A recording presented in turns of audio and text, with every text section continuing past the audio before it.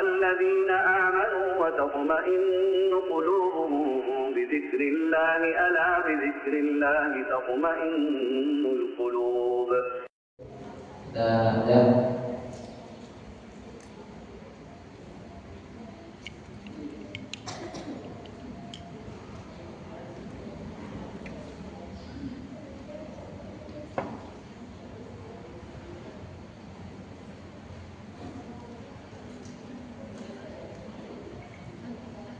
Bismillah.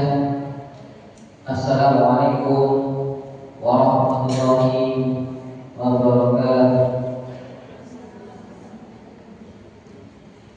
Alhamdulillah ala ihsanih wa syukru lahu ala taufiqihi wa amtinani. Asyhadu an la ilaha illallah wahdahu la syarika lah ta'ziman li sya'nih. Wa asyhadu anna Muhammadan abduhu wa rasuluh da'iyan ila ridwanih. Wa salawatu rabbi wa salamuhu alaihi wa ala alihi wa ikhwanihi amma ba'd. Alhamdulillah, kita bersyukur kepada Allah Subhanahu wa taala yang telah berikan nikmat-nikmat-Nya begitu besar kepada kita semua. Allah Subhanahu wa taala berikan nikmat tarbiyah. Dialah yang Rabbani Rabb jami' alam dunia ini. Dialah yang telah mendidik kita, mendidik alam semesta ini dengan nikmat-nikmatnya maupun dengan musibah-musibah yang Allah Subhanahu wa taala berikan kepada kita semua.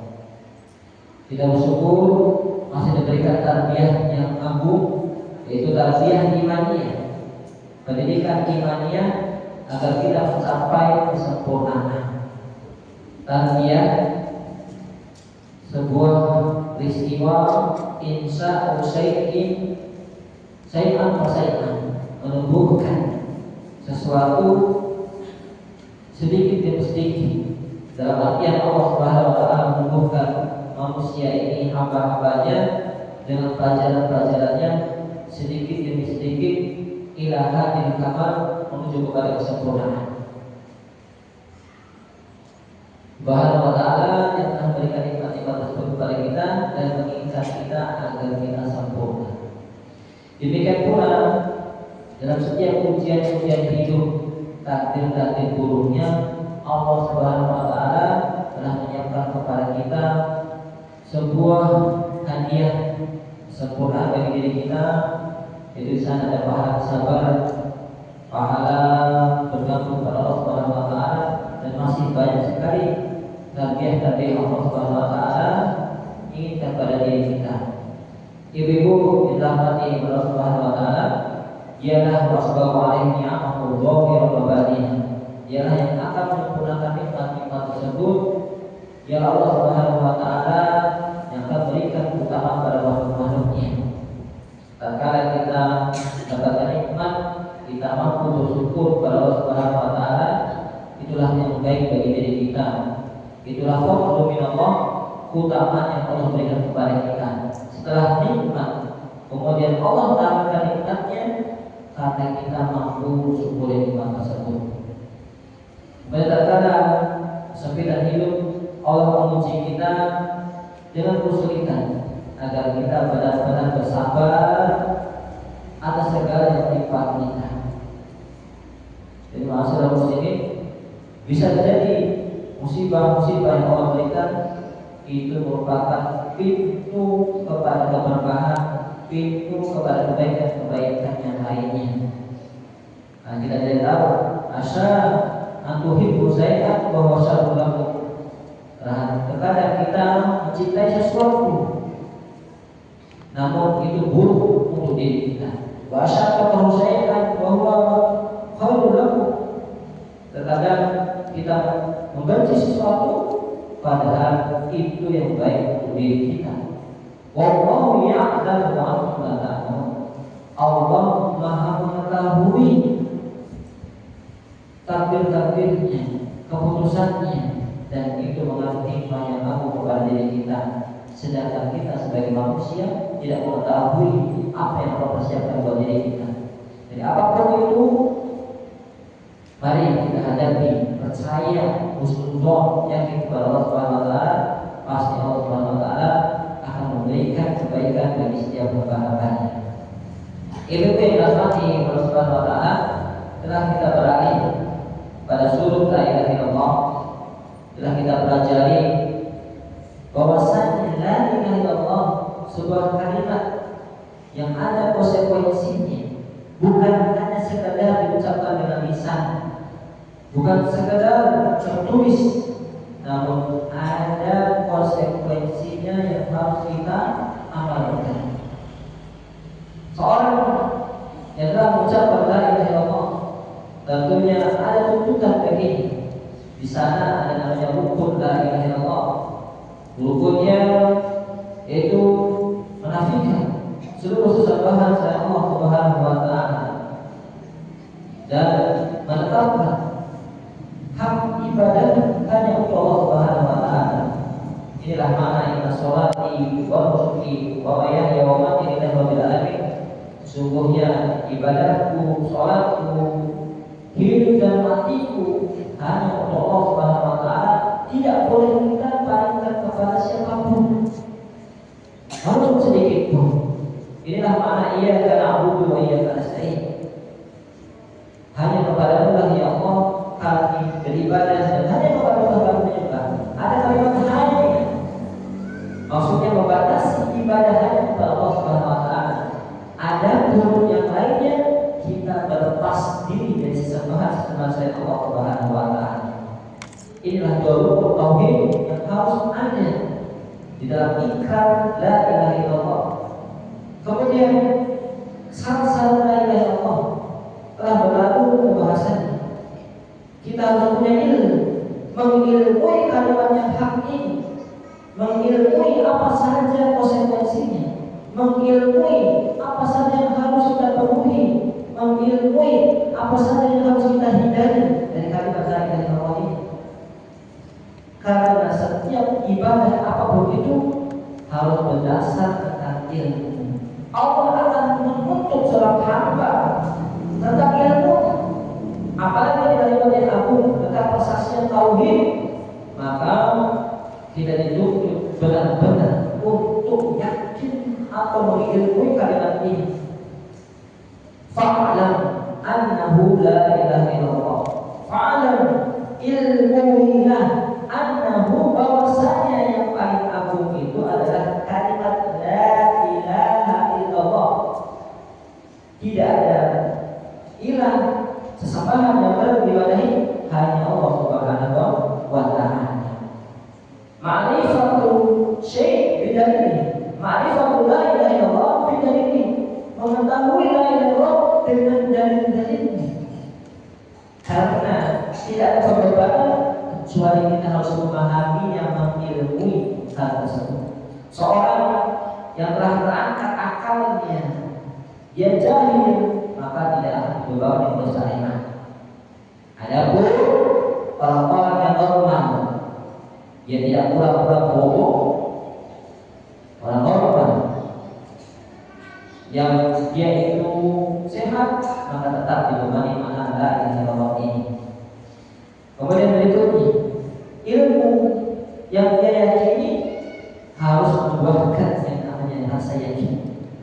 Yakin tidak akan bermanfaat la ilaha illallah, mengucapkan yang meyakinkan tanpa ada keyakinan. Tidak boleh ada sedikit pun keraguan. La raib, tidak ada kata raib. Raib itu sedikit keraguan pun tidak ada, tidak boleh. Ayatuna qailuhuma mustayqinan bima tadullu alaihi. Hendaknya orang yang mengucapkannya dituntut oleh syariat yang mulia agar benar-benar yakin terhadap apa yang ia ucapkan tadi.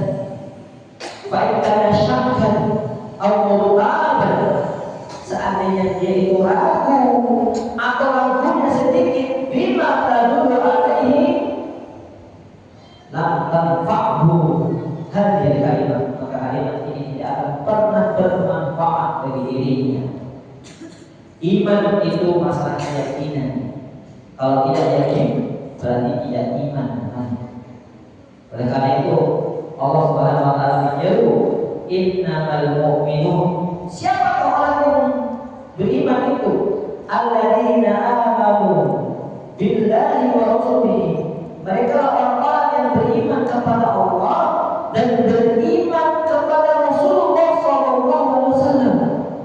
Dalam keadaan imannya, yakinnya, supaya yang tahu tidak ada keraguan sedikit pun dalam imannya. Kenapa tidak ragu? Karena dia telah mendasari setiap langkah dalam keimanannya dengan yang namanya ilmu. Agama kita agama ilmu, agama keyakinan, bukan agama doktrin dan khurafat. Beda dengan agama yang lain. Agama Islam mendasari atas ilmu dan keyakinan, bukan agama-agama yang itu notabene hanya sekedar doktrin saja, percaya saja, yang penting percaya, bukan seperti itu. Kalau kita melihat agama-agama yang lain, harus percaya doktrin. Kalau ditanya, kok bisa seperti ini, kok bisa seperti itu? Oh, tak ada. Tidak ada jawabannya. Tapi iman seorang muslim adalah iman yang berdasarkan sebuah keyakinan yang kokoh di dalam hatinya karena dia telah mendalami dalil-dalil itu. Dengan keadaan yakin akan melahirkan sebuah konsekuensi yang lain, yaitu al-qabul. Seorang yang berilmu dan yakin tentunya akan menerima segala sesuatu pembebanan itu berupa syariat-syariat atau perintah-perintah dan larangan. Oleh karena itu, syarat yang berikutnya al-qabul, benar-benar menerima apa yang datang dari Allah dan Rasulnya. Bima dalam alaihi hadil kalimah, apa yang menunjukkan oleh kalimat la ilaha illallah, berupa hanya beribadah kepada Allah Subhanahu wa taala, kewajiban bertauhid. Kenapa kita harus bertauhid? Tentunya seorang muslim harus menerima hal tersebut dan tahu alasannya. Karena Allah Subhanahu wa taala Esa, Esa dalam zatnya, Esa dalam ketuhanannya, rububiyah, dalam menciptakan alam semesta ini sendirian, dalam memberikan rezeki kepada kita sendirian, dalam mengatur segala urusan yang ada dalam semesta ini sendirian. Maka pantaskah di dalam ibadah, di dalam mentauhidkan Allah, hanya Allah saja yang kita esakan. Maka muncul penerimaan dalam hati kita. Mengapa kita menerima Allah sebagai Tuhan? Kenapa kita menerima Allah sebagai sesembahan? Karena Dialah yang telah menciptakan kita dengan sebenar-benarnya. Kemudian bertakwa ibadah masyru'ah, benar-benar kita meninggalkan seluruh ibadah-ibadah selain Allah. Kita pastikan hak-hak ibadah yang diberikan kepada selain Allah Subhanahu wa taala. Faman qalaha, kalau orang itu hanya berbicara saja tanpa dia mengamalkannya, tanpa menerima kalimat ini, maka syahadatnya atau la ilaha illallahnya tertolak. Oleh karena itu Allah Subhanahu wa taala berfirman, innahum kanu idza qila lahum la ilaha illallah. Lihatlah orang-orang kafir Quraisy, sesungguhnya orang-orang kafir, orang-orang musyrikun Arab dahulu, idza qila lahum, apabila didakwahkan la ilaha illallah, apabila diseru kepada kalimat la ilaha illallah, yastakbirun, mereka itu benar-benar sombong, mereka menolak kebenaran ini. Aj'ala alihatan ilaha wahidah, hadalah saya ucap kata mereka, apakah Muhammad ingin menjadikan Tuhan sesembahan yang banyak ini menjadi satu? Ini perkara yang mustahil.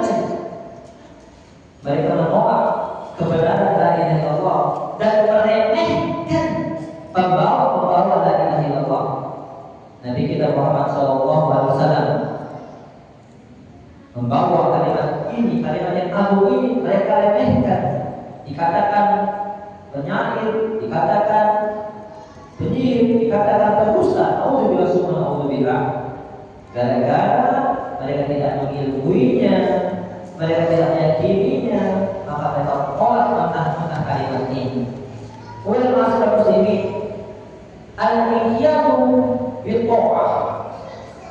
Salah berikutnya adalah inqiyad, benar-benar taat dengan amanah. Inqiyad merealisasikan la ilaha illallah dengan seluruh amal ibadahnya. Sholatnya hanya untuk Allah, puasanya, zakatnya hanya untuk Allah, seluruh perbuatannya semakin hanya untuk Allah Subhanahu wa taala. Semakin sempurna la ilaha illallah, semakin tunduk dan patuh dengan menjalankan perintah-perintahnya dan jauhi larangan-larangannya. Seorang muslimah dituntut untuk dan patuh pada kalimat la ilaha illallah, maka dia pun menyempurnakan pakaiannya, dia sempurnakan menutup auratnya.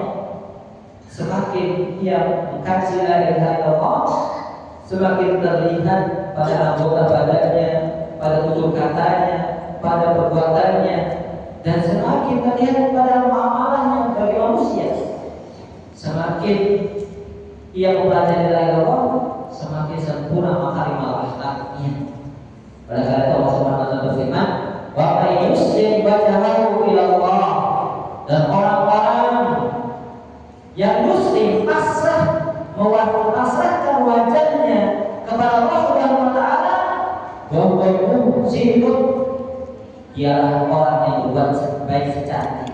Orang yang pasrah taat, itulah orang yang berbuat baik sejati. Tidak ada peninggalan di dalam hatinya, tidak ada rasa berat di dalam hatinya. Dia benar-benar patuh. Sami'na wa ta'na. Jika Allah perintah, jika Rasulullah perintah, ia pun katakan sami'na wa ta'na. Jika ada larangan, dia pun meninggalkannya. Tidak setengah-setengah, tapi dia tinggalkan semuanya. Wa huwa muhsinun, itulah orang-orang yang berbuat baik sejati.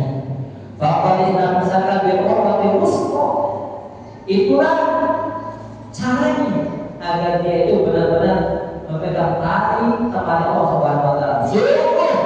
Dia benar-benar berpegang teguh dengan akidah yang kuat. Jadi bagaimana seorang itu dikatakan memegang akidah yang kuat? Adalah orang-orang yang mewujudkannya dengan anggota badannya, hatinya meyakini, mulutnya mengucapkan, dan seluruh anggota badannya mengikuti la ilaha illallah, menjalankan perintah-perintah Allah dan menjauhi larangan-larangannya. Inilah orang-orang yang berpegang teguh dengan akidah bil qalbi wa bil lisan wa bil arkan. I'tiqadan, baik dari segi keyakinan dalam hati, qaulan, baik dari segi perkataan, kemudian baik dari segi amalan, semuanya patuh taat kepada Allah Subhanahu wa taala. Kemudian syarat yang berikutnya asyik, kejujuran. Seorang yang mengucapkan la ilaha illallah benar-benar jujur. Jujur itu sama, kondisi hatinya baik, anggota badannya juga baik. Kejujuran itu adalah tasriyah bainal batin wal zahir, kesamaan antara apa isi hatinya dan apa yang diperbuatnya. Seorang yang la ilaha illallah, karena kalimat ini agung, kalimat ini mulia, maka mulutnya, anggota badannya pun mulia. Tidak ada kebohongan. Bohong itu menampakkan sesuatu yang bukan pada diri, sedangkan kejujuran adalah menampakkan apa yang ada pada dirinya sesuai dengan apa yang ada di dalam hati. Itu makna jujur. Tidak ditutup. Waktu maksudnya berpegang teguhlah bersama orang yang jujur dalam hatinya, jujur perkataannya, dan jujur dalam perbuatannya. Nah, kalimat ini, kalimat yang menuntut kita kejujuran, tidak ada kemunafikan di dalamnya. Tidak boleh seorang itu menyembunyikan sedikit kekufuran di dalam hatinya. Ma min ahadin yashhadu an la ilaha illallah. Rasulullah bersabda, ma min ahadin, barang siapa, tidak ada seorang pun atau tidak ada seorang pun yang yashhadu an la ilaha illallah wa anna Muhammadan abduhu wa rasuluh. Tidak ada seorang pun yang bersaksi bahwasanya tiada ilah yang berhak diibadahi mereka hanya Allah, dan tidak ada yang perlu kita ikuti mereka hanya Muhammad sebagai hambanya dan rasulnya. Orang sudah mengucapkan la ilaha illallah Muhammadar Rasulullah, sidqan min qalbihi, jujur dalam hatinya, illa haramallahu an-nar, itulah orang-orang yang Allah harapkan di atas api neraka. Allah jauhkan dia dari api neraka karena berkat kejujuran dalam keimanannya. Itulah makna sidq. Kemudian ikhlas. Ikhlas maknanya atasnya amal min jami'i syawa'ib syirki. Tasfiyatul amal, mensucikan segala bentuk amalannya hanya untuk Allah Subhanahu wa taala. Mensucikan dari min jami'i syawa'ib syirki, segala kotoran kesyirikan, riya, sum'ah, kesombongan, benar-benar tidak ada pada dirinya tatkala dia beramal. Benar-benar dia menjauhkan segala niatan-niatan selain Allah Subhanahu wa taala. Dia mengarahkan, meluruskan badannya hanya untuk Allah, dan dia menghilangkan segala debu-debu yang bisa merusak dari Allah, berupa kesyirikan, berupa riya, berupa sum'ah, ingin dilihat oleh orang, ingin dipandang, ingin didengar oleh manusia, ingin disanjung-sanjung. Pokoknya seorang yang dari Allah hanya satu tujuannya, yaitu Allah Subhanahu wa taala. Nah, Nabi kita Muhammad sallallahu alaihi wasallam mengabarkan, "Inna Allah harrama 'alan-nar man qala la ilaha illallah yabtaghi bidzalika wajhallah."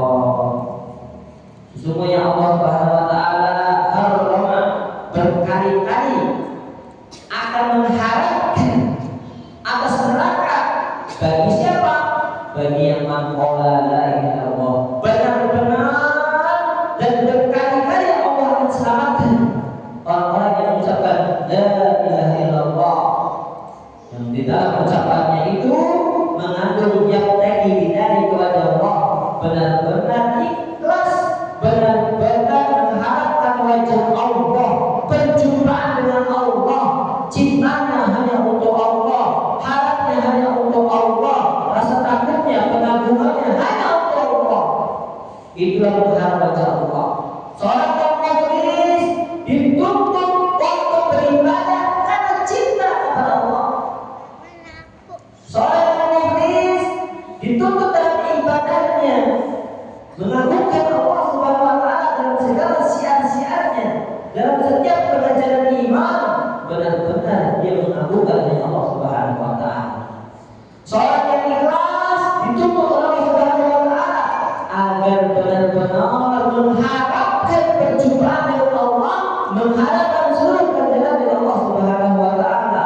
Dan seorang yang ikhlas dituntut oleh Allah Subhanahu wa taala untuk rasa takutnya hanya untuk Allah Subhanahu wa taala. Jadi Allah Subhanahu wa taala tahu manusia ini adalah makhluk yang pamrih, mengharapkan pamrih, mengharapkan imbalan. Maka Allah berikan imbalan di sisi Allah Subhanahu wa taala yang besar. Karena Allah tahu manusia itu kalau bersandar mengharapkan kepada selain Allah, mengharapkan kepada manusia, pasti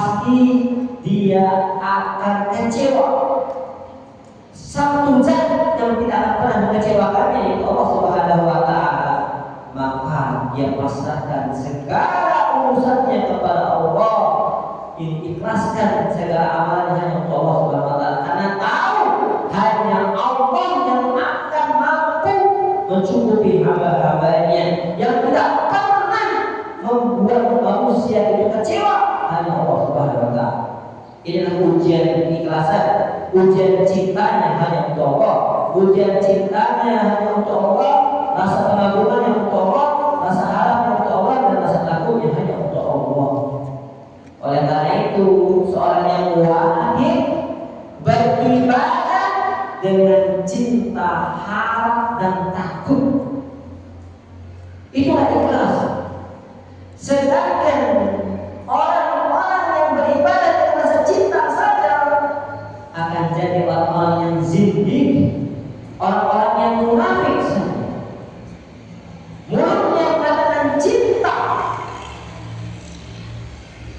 amalan mengatakan cinta, tapi hatinya amalannya berdusta. Sering seperti ini. Dia katakan cinta Allah, cinta Rasulnya, namun dia sering kali bermaksiat kepada Allah dan kepada Rasulnya. Ini orang-orang yang sering mengagung-agungkan cinta Allah, namun hanya cinta di lisan semata. Cinta itu harus ada yang namanya pengagungan, ketundukan, rasa harap, dan rasa takut. Kalau cinta saja, ini bukan modal. Laukana bukan seperti korban. Seandainya benar cinta kita, pasti kita akan tunduk mengagungkan Allah Subhanahu wa taala. Ada orang-orang yang beribadah dengan rasa harap saja. Rasa harapnya tinggi sehingga mengalahkan semuanya. Orang-orang seperti ini akan menjadi orang-orang murji'ah. Harap-harap tanpa amal. Untuk apa beramal? Seorang yang berharap saja pasti tetap kata mereka. Alhamdulillah subhanahu. Alhamdulillah. Harapannya tinggi, amalannya tidak nyampai. Jadi orang-orang yang murji'ah akhirnya meremehkan amal soleh, hanya mengandalkan harapan kepada Allah Subhanahu wa taala. Ada orang yang beribadah hanya rasa takut saja. Kalau orang beribadah rasa takut saja, akan jadi orang-orang khawarij, teroris. Karena sedikit-sedikit takut, sedikit-sedikit dosa-dosa, sedikit-sedikit neraka. Alhamdulillah. Seakan-akan ia mengatakan Allah itu tidak adil, Allah itu jahat. Karena yang dia tahu adalah rasa takut saja. Oleh karena itu seorang yang mukhlis menggabungkan cinta, harap, takut, pengagungan hanya untuk Allah Subhanahu wa taala. Kemudian berikutnya al-mahabbah, rasa cinta kepada Allah Subhanahu wa taala. Seorang yang mencintai kalimat ini, maka akan melandasi loyalitasnya, cintanya, bencinya karena Allah Subhanahu wa taala. Dia cinta kepada Allah, cinta kepada siapa yang Allah cintai, cinta kepada segala perbuatan yang mendekatkan kepada cintanya kepada Allah Subhanahu wa taala. Demikian pula dia benci terhadap siapa yang Allah benci. Dia benci kepada segala perbuatan yang Allah benci. Demikianlah al-mahabbah, loyalitas di atas tauhid, di atas keimanan, menjadikan orang-orang yang mengucapkan la ilaha illallah sebagai saudaranya, dan menjadikan orang-orang yang ingkar kepada la ilaha illallah adalah musuhnya. Allah Subhanahu wa taala mengabadikan di dalam Al-Qur'an, wa minan nasi may yattakhidhu min dunillahi andada. Di antara manusia ada yang menjadikan selain Allah Subhanahu wa taala sebagai tandingan kepada Allah. Mereka cinta kepada tandingan tersebut, lebih dia cintai kepada Allah Subhanahu wa taala. Lebih dia cintai maksudkan dan kedudukan daripada Allah Subhanahu wa taala. Maka ini sudah syirik dalam mahabbah. Lebih dia cintai harta bendanya dibandingkan Allah Subhanahu wa taala, maka dia telah syirik prinsip dalam ibadah. Lebih dia cintai kekasihnya dibandingkan Allah Subhanahu wa taala, sehingga menghalalkan apa yang haram dan mengharamkan apa yang halal, maka jadilah dia budaknya cinta. Maka seperti itu, maka orang-orang yang itulah berpaling dari la ilaha illallah. Seorang muslim mencintai Allah dan Rasulnya di atas kecintaan segala-galanya. Nah, itu yang nanti Allah Subhanahu wa taala. Berikutnya, syahadat anna Muhammadan Rasulullah. Iqra'i baca ibu tafadhol. Oh ya, enggak ada mikrofonnya. Saya baca syahadatu anna Muhammadan Rasulullah. Persaksian bahwasanya Muhammad Rasulullah.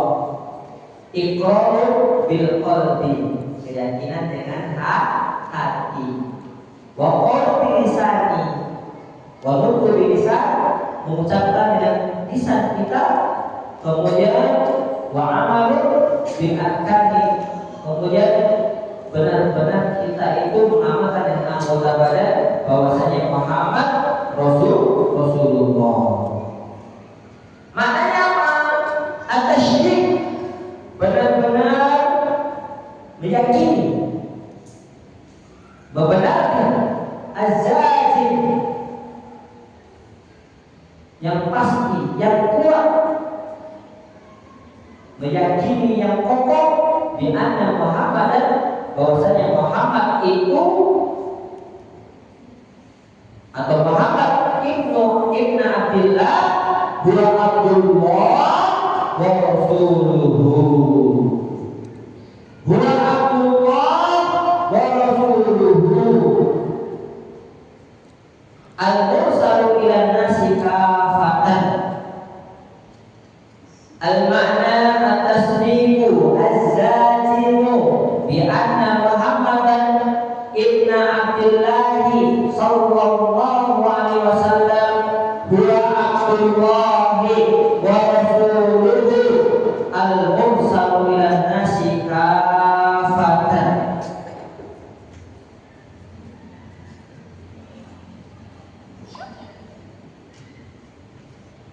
Al-mana maknanya tasdik, membenarkan.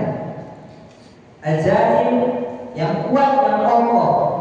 Bi anna Muhammadan, bahwasanya Muhammad itu ibn Abdillah, Muhammad ibn Abdillah itu huwa, dia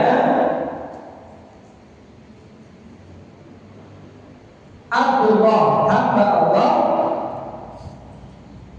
wa rasuluhu, dan rasulnya, al-mursalu ila nasi kafatan, yang diutus kepada manusia secara menyeluruh. Nah, dari sini ibu yang dirahmati oleh Allah Subhanahu wa taala, maka kalimat tauhid ini, kalimat syahadat Muhammad Rasulullah, atau kalimat syahadat ibadah ini mengandung berapa rukunnya? Ada 2 rukun. Apa 2 rukunnya? Abdullahi wa rasuluhu, meyakini bahwasanya dia Abdullah, hamba Allah. Meyakini bahwasanya wa rasuluhu, dia adalah Rasulullah.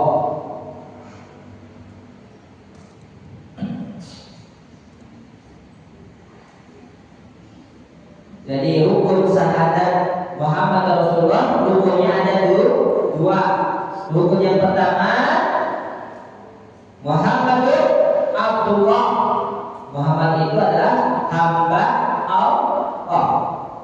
Kemudian Muhammad Rasulullah, Muhammad itu adalah Rasulullah.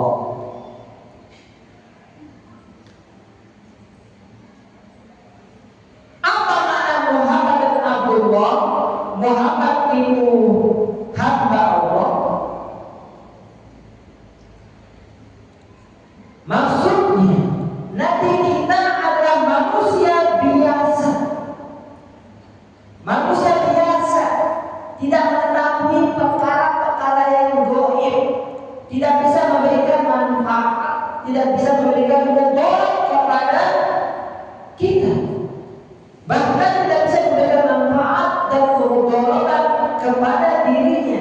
Dia itu seperti kita, seorang hamba, butuh kepada Allah, butuh makan, butuh minum,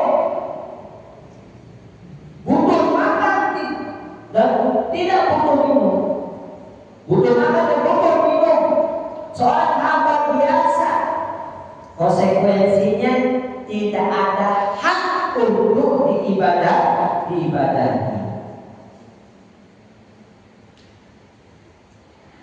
Kandungannya yang namanya hamba tidak diangkat menjadi Tuhan.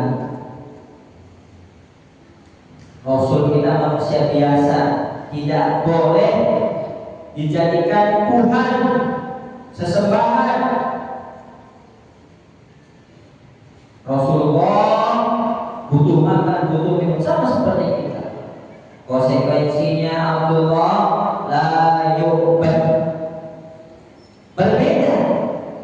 Di beberapa orang yang meyakini Nabi kita itu punya kekuasaan, ketuhanan, punya hak untuk ibadah. Yang namanya Nabi utusannya yang manusia seperti kita. Inna ma'ana basarun. Dalam Al-Quran, inna ma'ana basarun. Saya itu sama seperti kalian manusia. Butuh makan, butuh minum, butuh Allah Subhanahu wa ta'ala. Tidak boleh berlebihan pada diriku. Wala tuturuni kama ataitu nasara Isa bin Maryam. Wahai umat Israel, la tuturuni, jangan berlebih-lebihan kepada diriku sebagaimana berlebih-lebihannya orang-orang Nasrani kepada Isa bin Maryam sehingga dijadikan Tuhan.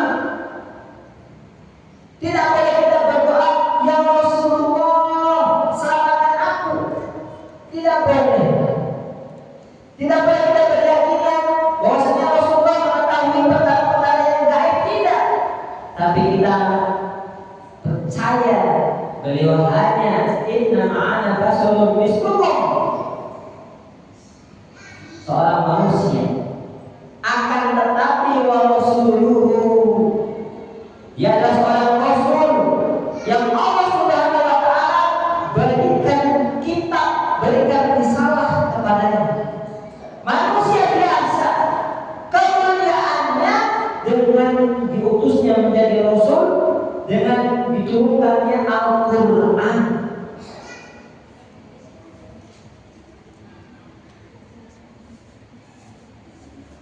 Yang namanya diberikan Al-Quran, diberikan wahyu, la yuqsa, tidak boleh kita ingkar, tidak boleh kita bermaksiat kepada Rasul.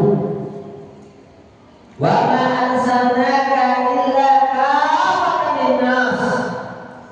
Wahai Muhammad, tidaklah kami utus engkau melainkan engkau sebagai seorang rasul. Kafatan linnas, menyeluruh kepada seluruh manusia. Basyiran wa nadhira, memberi berita gembira dan memberi warning, berita takut, memberi peringatan. Kalau ada orang yang memberikan peringatan, berita gembira, ya ditaati, jangan bermaksiat kepada dirinya. Apalagi beliau ini wa yang tiqanil hawa in huwa illa wahyu yuha. Apa yang Allah yang Rasulullah ucapkan itu bukan dari kehendak beliau, melainkan semuanya murni wahyu dari Allah Subhanahu wa ta'ala. Tidak boleh kita bermaksiat sebagaimana kita bermaksiat kepada bapak kita. Maka Muhammadun aba ahadin min rijalikum. Muhammad itu bukan bapaknya di antara orang-orang yang terkamu, bukan menjadi bapak dari salah seorang di antara kamu. Walakin Rasulullah, ialah seorang yang harus ditaati, wa khatamun nabiyyin, dan dialah utusan akhir penutup bagi para nabi dan para rasul. Maka dari sini ibu yang dirahmati Allah Subhanahu wa taala, rukun syahadat anna Muhammad Rasulullah adalah iqrar anna Muhammadan Abdullah wa rasuluhu. Jadi berapa tadi rukunnya? Rukunnya ada dua. Rukun syahadat anna Muhammad Rasulullah ada dua, yaitu berkeyakinan bahwasanya Rasulullah hanya hamba dan memiliki keistimewaan. Yang kedua yaitu Rasulullah diberikan risalah sebagai seorang rasul. Namanya hamba tidak boleh disembah, diangkat menjadi Tuhan, la yu'bad. Yang namanya rasul tidak boleh kita itu bermaksiat, karena apa yang dibuatnya adalah wahyu dari Allah. Barang siapa yang taat kepada Rasul, maka telah taat kepada Allah. Maka banyak orang yang mengucapkan syahadat, tapi belum tentu memahami makna syahadat anna Muhammadar Rasulullah. Kita perlu mengetahui syarat-syaratnya. Wa ma arsalna min rasulin illa liyuta'a bi'idznillah. Tidaklah diutus dari seorang rasul kecuali harus ditaati. Wa ma atakum rasulun wa ma nahakum anhu fantahu. Apa yang diperintah oleh Rasul kepada kalian, ambillah, taati dengan melaksanakan perintahnya. Wa ma nahakum anhu fantahu. Adapun yang beliau larang, jauhkanlah sejauh-jauhnya. Nah dari sini maka muqtadha syahadat, kandungan syahadat anna Muhammadar Rasulullah, muqtadha ada 4 perkara. Konsekuensi dari syahadat anna Muhammadar Rasulullah ada 4 perkara. Perkara yang pertama, qa'atuhu fima amar. Qa'atuhu fima amar. Qa'atuhu fima amar. Menaati di dalam perintah-perintah Rasul, menaati perintahnya. Kemudian tasdiquhu fil akhbar, membenarkan apa yang dikabarkan oleh Rasul. Ini kedua. Kemudian yang ketiga, ijtinabu ma nahaa anhu wa jazad. Ijtinabu ma nahaa anhu, apa yang Rasulullah larang. Jauhilah apa yang Rasulullah larang, wa jazad, jauhilah apa yang diwaspadai oleh Rasul. Allah yu'badallah, dan berikutnya Allah yu'badallah, tidak boleh beribadah kepada Allah illa kecuali bima syara'a Nabi, kecuali dengan apa yang disyariatkan oleh Nabi kita Muhammad sallallahu alaihi wasallam. Jadi ada 4, mentaati beliau dalam segala perintah-perintahnya. Yang kedua, membenarkan semua yang apa beliau kabarkan. Kemudian yang ketiga, menjauhi apa yang beliau larang dan cegah. Kemudian yang keempat, beribadah kepada Allah. Tidaklah beribadah kepada Allah, yang keempat, tidaklah beribadah kepada Allah kecuali dengan syariat beliau bawa. 4, inilah syarat sah dan kesempurnaan syahadat kita. Syarat dan kesempurnaan syahadat ada 4 perkara. Kandungan dari syahadat anna Muhammad oleh Rasulullah ada 4 perkara. Maka setiap perintah dari Rasulullah harus ditaati, baik yang bersifat wajib ataupun sunnah. Dan yakinlah apa yang diperintah oleh Rasulullah itu manfaat bagi diri kita, mendatangkan manfaat yang murni atau banyak manfaat, maslahatun rajihatun atau maslahatun amah. Rasulullah memerintahkan itu, dan itu murni sebuah kemanfaatan. Rasulullah memerintahkan bertauhid itu murni manfaat bagi manusia, tidak ada sedikit pun kerugian. Rasulullah memerintahkan untuk sholat, maka sholat itu ada manfaatnya besar, murni, semuanya murni bagi manusia.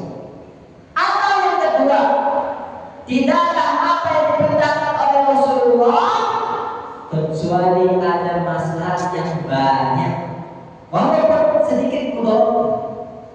Rasulullah mensyariatkan jihad kebanyakan manfaatnya, walaupun ada kemudaratnya sedikit. Maka kita sebagai umatnya harus mentaati Rasulullah.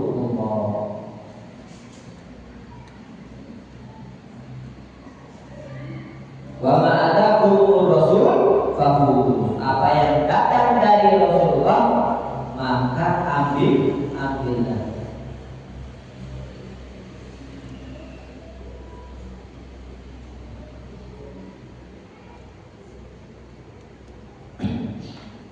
Dalam sholat kita diperintahkan untuk mengikuti perintah Rasul. Shollu kama ra'aitumuni usolli. Sholatlah sebagaimana kalian melihat aku sholat. Kemudian khudhu anni manasikakum, ambillah ibadah hajimu dari aku. Man ata'ani dakhala jannah wa man asani faqad aba. Kita tahu hadis ini. Kullu ummati, setiap umat Nabi Muhammad yadkhuluna jannah, akan masuk surga kecuali siapa? Ada umat-umat Nabi kita yang terhindar dari surga, yang celaka. Siapa ini? Ilaman aba, orang-orang yang benar-benar enggan. Siapa yang enggan ini? Man aqo'ani dakhala jannah, orang yang mengikuti perintahku maka dia akan masuk surga. Wa man asani, dan apa siapa saja yang bermaksiat maka sungguh dia enggan masuk surganya. Oleh karena itu di dalam perintah sami'na wa ata'na, tasdiqul akhbar, membenarkan apa yang dikabarkan oleh Rasulullah berupa kabar-kabar yang telah berlalu, cerita-cerita Nabi yang terdahulu, cerita-cerita orang soleh terdahulu, cerita-cerita yang terdahulu tentang penciptaan alam semesta, tentang penciptaan jin dan manusia tercipta dari tanah, jin tercipta dari api, malaikat dari cahaya. Semua itu wajib kita yakini. Ataupun cerita-cerita yang akan terjadi di masa akan datang, hari kiamat, tentang surga dan neraka, tentang akhir dan kehidupan kita yakini kalau itu berasal dari Rasulullah. Mengapa demikian? Wa ma yantiqu 'anil hawa in huwa illa wahyu yuha. Karena Rasul kita itu ibu-ibu tidaklah bicara kecuali apa yang diwahyukan. Rasulullah mengabarkan apabila ada lalat hingga di minuman kita jatuh, maka kita cemplungkan semua alat tersebut. Mengapa? Karena dari salah satu sayap nyamuk tersebut, sayap alat tersebut ada obatnya.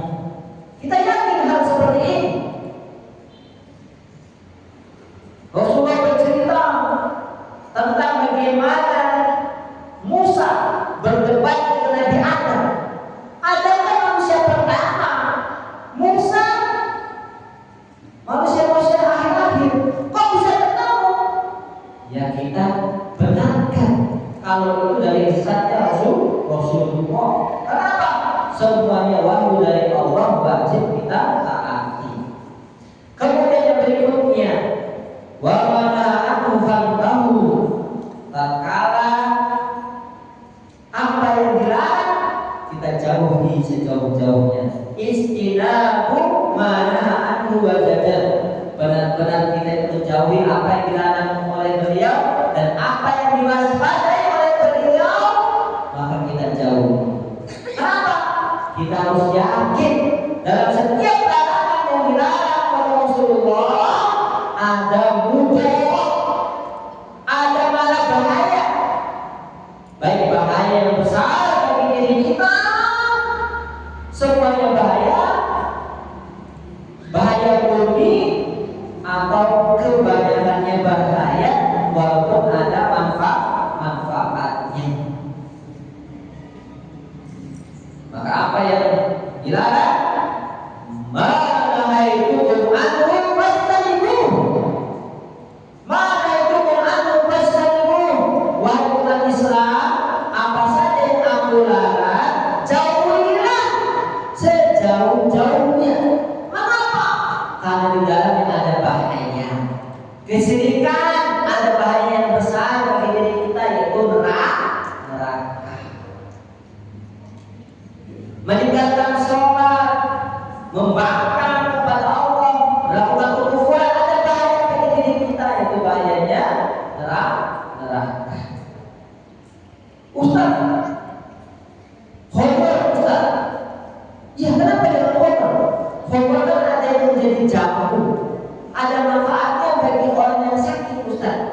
Iya, ada manfaatnya, tapi mudaratnya lebih banyak. Karena itu yang dilarang oleh Rasulullah.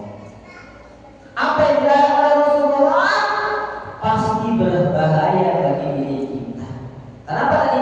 Karena Rasulullah tidak bicara dari dirinya sendiri, dari hawa nafsunya, melainkan dari wahyu dari Allah Subhanahu wa Ta'ala.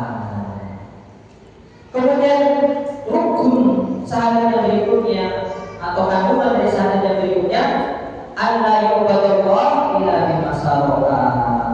Tidak kita beribadah melainkan mengikuti Rasulullah. Syarat itu begitu beratnya. Beribadah dengan tata cara Rasulullah itu begitu beratnya. Karena kaum muslimin banyak, kaum muslimin itu kalau masalah agama ini inovasi. Sholawat Rasul itu penting, tapi inovasi. Sholawat dangdut, sholawat reggae, sholawat rock, alhamdulillah. Padahal mereka itu tidak seperti itu Rasulullah berselawat. Maka dalam ibadah yang wajib kita contoh dan tiru adalah Rasulullah. Perkara ibadah itu adalah perkara dalil. Ada gak petunjuknya? Bukan larangannya, tapi tanya. Kalau itu dilakukan oleh Rasulullah, maka aku ikuti. Kalau tidak, maka itu bukan ibadah. Maka di dalam kita beribadah kepada Allah tidak boleh semau-maunya sendiri. Ada jalan yang harus kita ikuti, itu sunnah Rasul. Setiap jalan itu masuk, jalan pintu ila sunnati Rasulullah SAW, kecuali jalannya sunnah Rasul terbuka lebar. Dalam masalah dunia boleh kita mencontoh inovasi. Masalah dunia berinovasi tidak apa-apa. Tapi kalau masalah agama wajib mencontoh dan meniru. Jangan dibalik. Kalau masalah dunia, manusia ini contoh-mencontoh. Semua jualan es kelapa semua. Orang jualan ayam geprek. Kenapa gak inovasi? Kalau masalah dunia. Kalau masalah akhirat, cari contohnya. Siapa yang ditiru? Jangan inovatif. Sholat gaya saya, sholat gaya bebas. Alhamdulillah. kita ibu yang bisa kita pelajari pada hari ini yaitu tentang syahadat Muhammad Rasulullah. Demikian yang bisa kita sampaikan. Kita akan berjumpa lagi pada hari Sabtu besok ibu.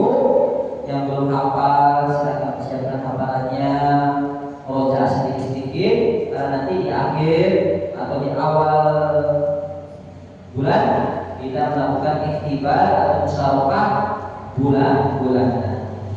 Ibu-ibu bersabar untuk ilmu. Kenapa saya suruh murojaah, kenapa saya ada musyawarah, kenapa ada menghafal, semuanya kembali kepada diri kita.